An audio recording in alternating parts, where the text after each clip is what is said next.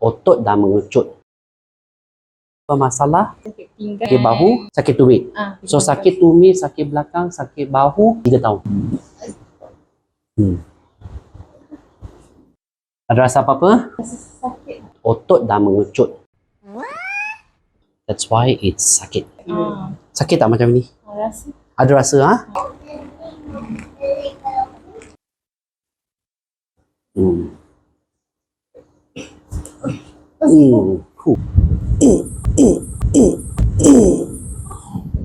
Jatuh dengan saya, jatuh, nafas, hembus. Yo, pop, pop, pop, pop. Macam keropok.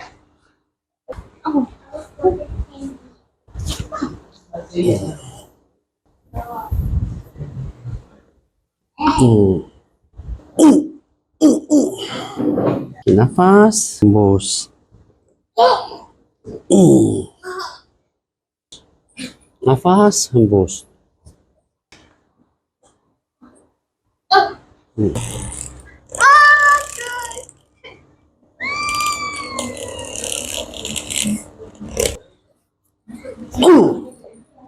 Tekan.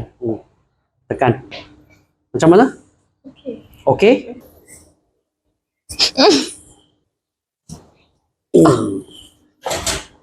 Meletik ke belakang. Macam mana? Okey. Dah rasa badan rasa rehat. Sekarang. Macam mana? Tak sakit? Tak. Pandang kiri, pandang kanan, dongak, tunduk. Okey tak? Okey. Puas hati? Puas hati.